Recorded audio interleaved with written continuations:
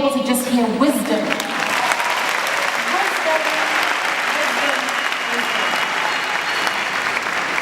Let me take this opportunity to welcome the First Lady, Madame Konnekt. Thank you so much. Thank you for joining us. Now, even though the President has emphasized how friendly he is and how welcome he is for all of us to be here and to welcome different nationalities and people to come here, you still all have to go back to your countries after the conference. Okay? Not saying stay for good, but it is very good to hear that. And I want to just emphasize something that you said. Opportunity, hello. We are looking for the opportunity. So we're thanking you for those words. And the remake of the saying, if you want to go far, go together. If you want to go fast, go alone. He's saying, let's do both. It's very possible. So now, as he's invited you, please, any questions that we might have, what we will do, just to keep this contained, is we will take 3 rounds of questions. As you know, the President is very thorough in answering questions. So would you like to hear a question, then answer immediately? People have to knock on the doors of opportunity. But then there is one thing that is bedevil in Africa. There are some opportunities they have to be greased for them to open.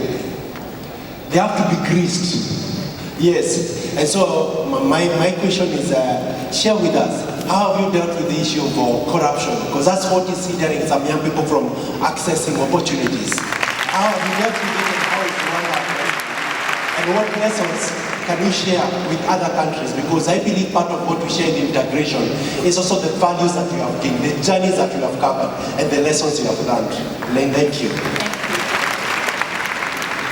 Again, I start from the simple proposition or understanding that I have not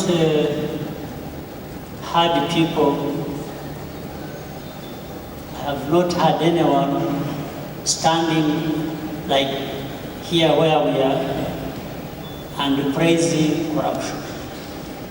I have not had. Meaning everybody understands that corruption is bad. But still it goes on, isn't it? And by the way, even as it goes on, everyone tries to hide it, to disguise it. You know, corruption is not practiced openly in most cases because people are conscious that it is bad. And it is bad, at the same time there are people around who may not appreciate it. Which means even there are 2 sides of it. There is the giver,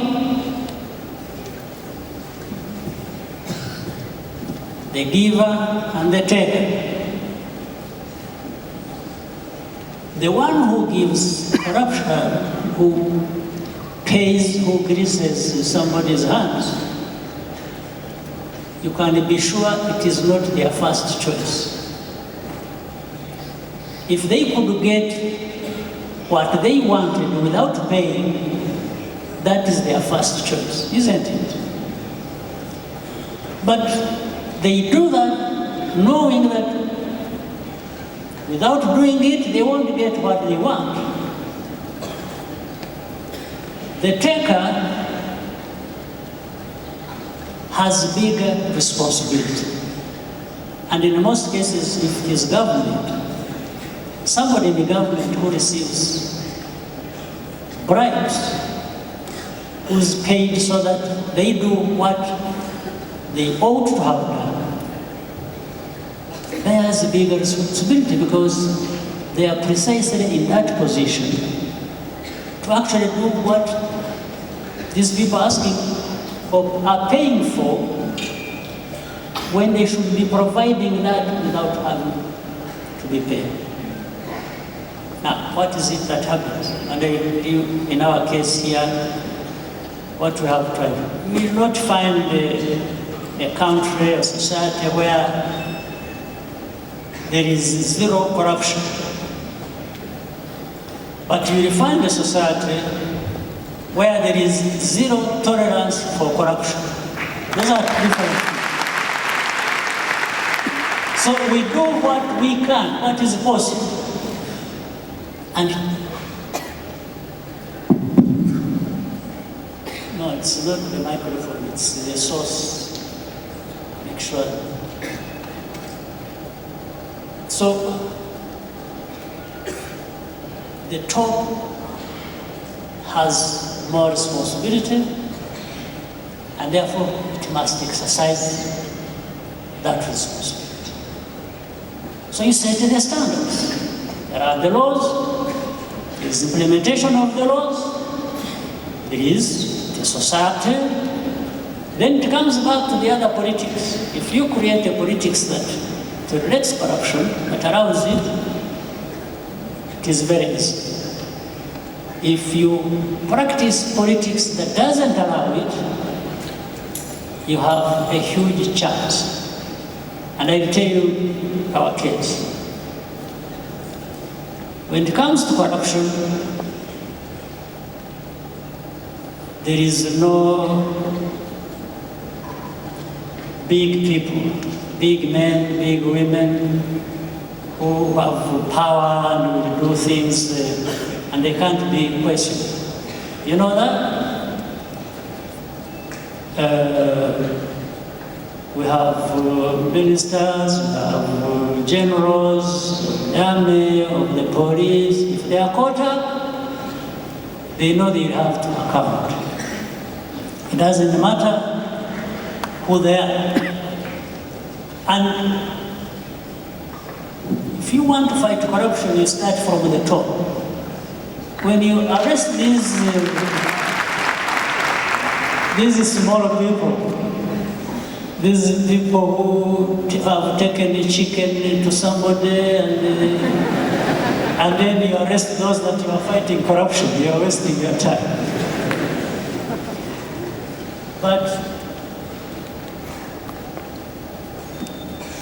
And for those who fight corruption, it is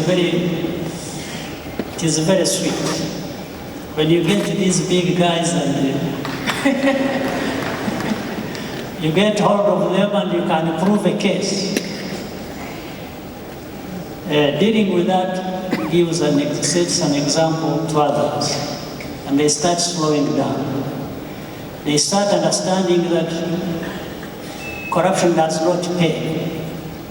Instead, it has consequences. But you don't just have to be talking about it, you have to be seen to be doing it. Yes.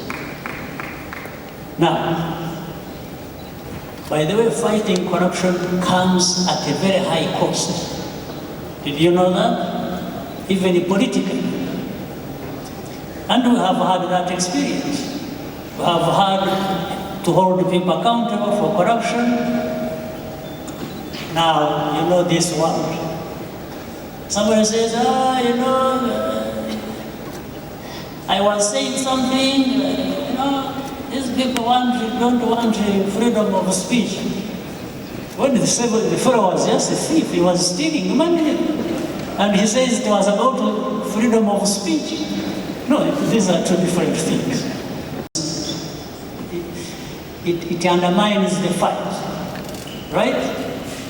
But for these other claims, people who go and say, no, it was politics. No, there's no politics about stealing.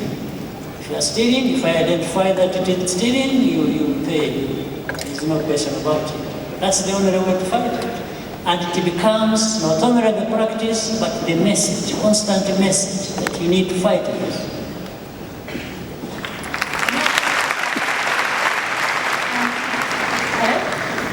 So no one is above the law, right?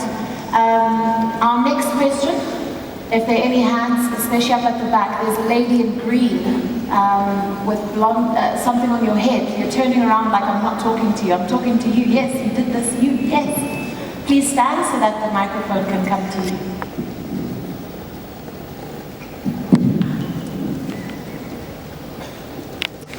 Be quick, straight to the point. Yes.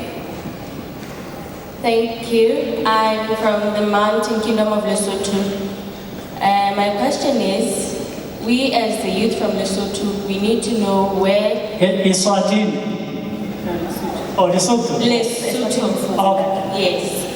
We need to know where to tap the government in order for it to hear us. Lesotho? Where to Yes. take the government? Lesotho.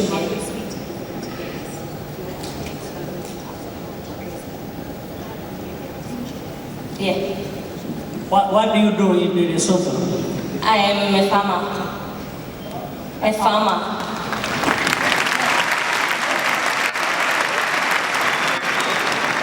But farmers do vote. Everyone votes in Lesotho. Okay. Yes, we just need to know. Sometimes you have to say it by voting. Yeah. We do vote, but I think what we need is your advice. Like, on which shoulder should we tap the government? We know the right door to go through, but then maybe we just don't knock the right way because they don't hear us. Maybe what do you want to say to the government? I don't know. What exactly do you want? What advice do you want? You're a farmer as a young person. In Lesotho, there's challenges like everywhere. Yes. What is your direct piece of advice that you want? What do you want from the government? What do you want them to do? Okay. What we want from the government is to say, we hear what you want, we hear what you need, then let's implement. Let's implement. You know, the way the government of Rwanda has invested in the youth is really amazing. That's what we need in our countries. That's what we need. It's really amazing. Okay, you want the government to pay attention to you as a young farmer and others and so on. I mean, how do I say it from here now? You keep shouting and keep saying, Louder and louder. yes. Say, please, government, look here. And you come to platforms like this and you speak to Yes, leaders and like keep demanding that you have forums where you can go and speak to people in the government. Yeah. I don't find Challenge. other ways of dealing with it. Okay. Thank you. All right? Yes? Yeah, so, All right. Our next question, the lady in the black and green. Yes, please, if we can get a microphone to her.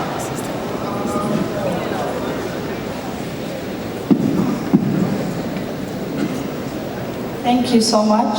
My name is Uru. I came from a country which is called Somaliland.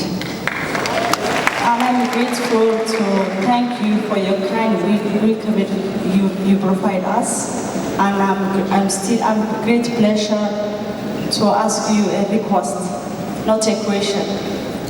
You know, our country is peace and stable. We have a government, functional government. We have constitution, and still we didn't get any recognition from the international community, as well the African countries. So we are requesting for you to accept our request. We need a recognition. that is, you're giving me the most complicated task. Because there are international norms, there is all kinds of politics, there is a way to recognize an entity of government or country. I think you keep struggling with that. You keep proving your case until you reach that point. Yes, that's not what you can do. Keep saying, because you have Somalia as it were, since how many years ago, and then all of those were part of it, right? And then over time, a number of things happened, either wrong or right. Then you started having, you have Somaliland. There are other entities I have heard that have developed. And then there is a struggle between saying, we want to be independent, look, we are functioning as parent states. Then the federal government says, no, you have been a part of us, we can't let you go. So there is that struggle. I can't give you an answer here that this is the way to achieve it.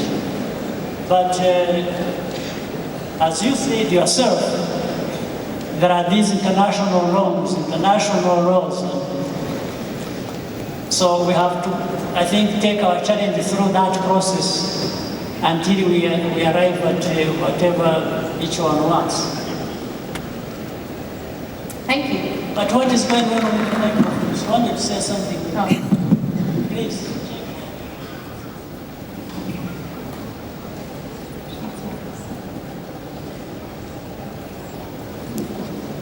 Oh, there we go. Thank you, His Excellency President. Yes, I need to say something. As we know, we have to fulfill the criteria of statehood, and we fulfill it because we have the constitution, we have borders, we have the government functions, as we have a population. And we took our independence before 27 years. So now we are struggling, and we are forcing, and we successfully to held one man vote. So still we are struggling to get the recognition. But at least you have taken it through the normal process, as we are saying. Okay. And are you doing that? So that at some point, maybe it isn't now, maybe tomorrow it will be. It is just this process and fulfilling certain criteria. And I can't. Inshallah. Thank you, Thank President. you.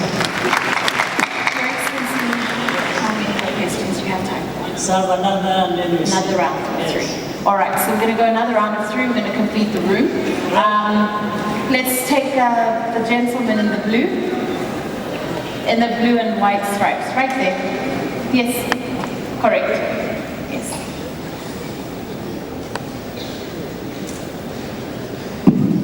I'm going round. Yeah.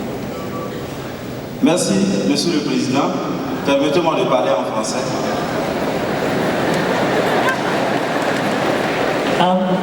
I'm still a student.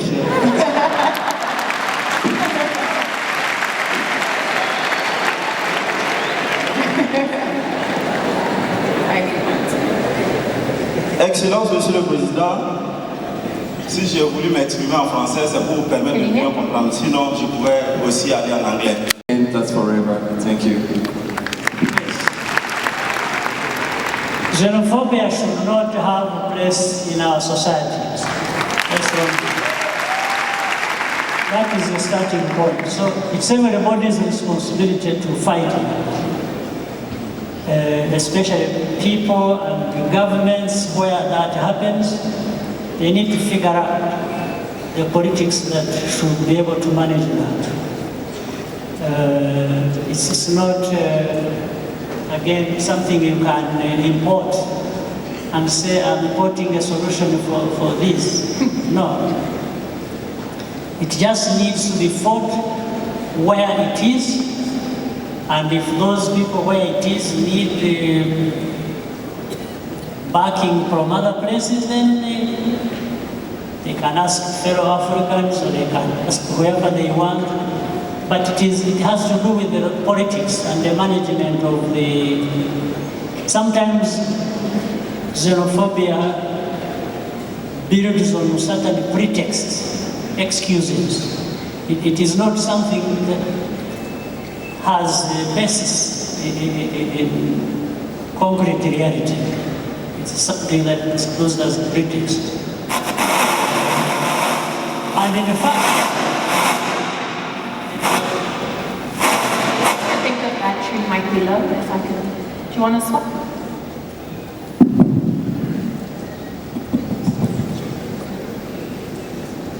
Something there.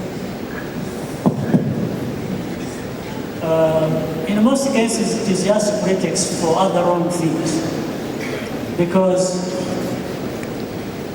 how, in my country here, how would I turn against somebody because they are from another country? How do I explain it? And by the way, sometimes it is from another country that is, these people from another country may be the country that is closer to me. You see the point? But the country, the people of a country that is 10,000 kilometers away from me, I welcome them. So how do you explain this? People closer to you, not only in distance, in most cases are closer to you in other aspects. Why would you have a problem with this and you don't have a problem with the people whom you have nothing in common, with whom you have nothing in common? But you should not have a problem with the people anyway. Why? Why would you have a problem with the people because of who they are? What? Imagine if it was the other way around. Suppose these other people had a problem with you because of who you are. Is it something you would like? So that's why I don't see justification or a place for such a thing to be happening. But it happens, and we need to simply work hard on the politics of managing that kind of situation. Some people out there. Yeah. All right. We're going to take a question from the top. If Mike could please get as quickly as possible. Are there any, or did you come down? I think those two there. The lady in the green dress in the front. Yes. Then up there. The lady in the green and brown dress. Just start moving down. Thank you. Thank you. Quickly. All right.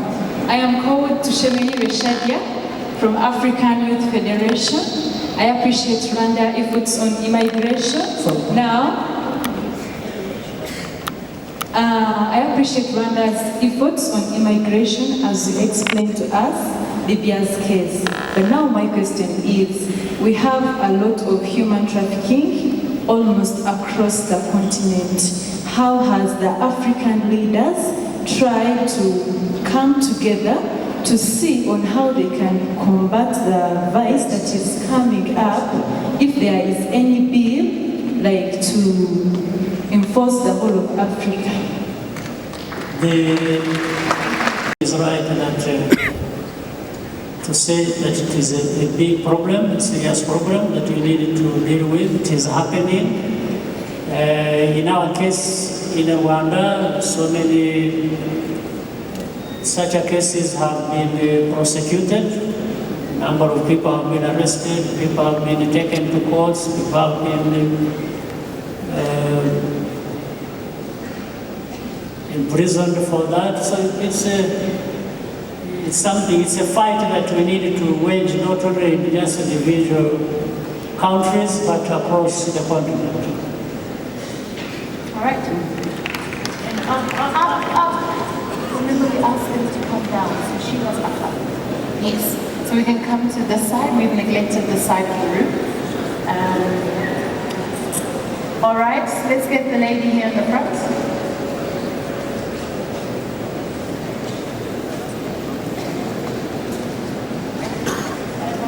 A microphone, please, down here. Over there, please. The lady standing. Yes.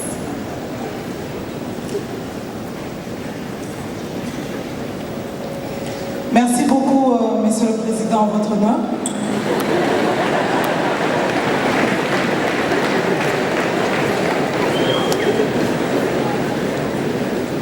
Ouais. Merci beaucoup, Monsieur le Président, votre honneur. Je suis Olivia Essisso, je suis de la République démocratique du Congo.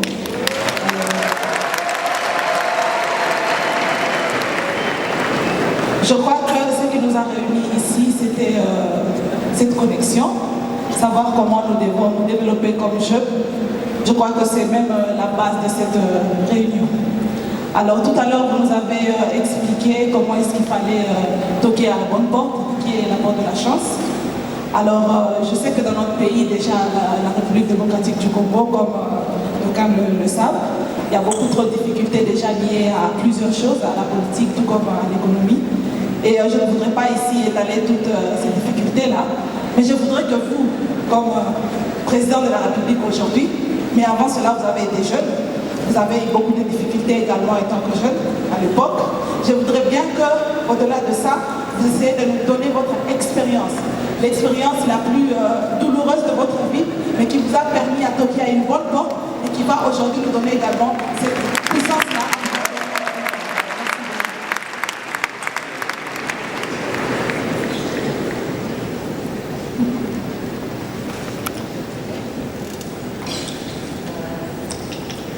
To answer that question very well, we'll spend another 6 hours here.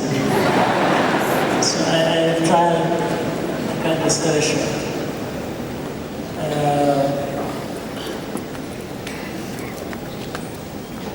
Yes, I did knock on many doors for an opportunity, including some doors that would not open, but as young people, our situation is completely different. It's not very common now, or even then, everything was not being addressed like that. But for us as young people, stateless, refugees, many countries across the world, we reached a point where there was no opportunity, or different opportunity other than taking it upon ourselves to face the challenges the hard way. The hard way means even some people lost lives. I don't want to advise you to take that route where you have to lose your life. But that's what happened in our case at that time.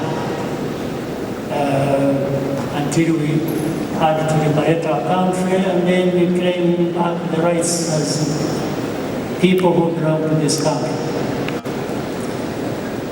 But it wasn't just that. We had, therefore, a mission going beyond that, which means to pacify the country and therefore restore the rights of every Rwandan.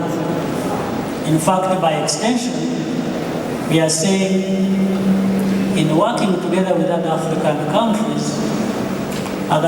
countries also will restore their rights wherever or whoever they are and whatever these rights are.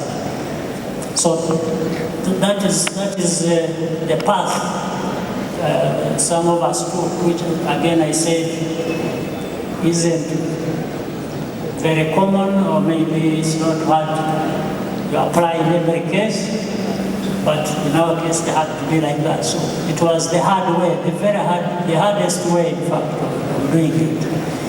But in the recent history, things can be addressed otherwise. There is even dialogue, there is that cooperation that people need to. I'm glad you are here and from DRC. There is a history where DRC and Rwanda have not had good relationship, but I'm very happy that you are here, and it is a sign that things are. Yes, and it is true. It's not just your presence and your contribution. It's also in many other fields. Things are beginning to happen that are bringing DRC and Rwanda closer together. And this is the best thing that can happen. Okay, so we're going to take our last two questions. Is that okay for you? Our last.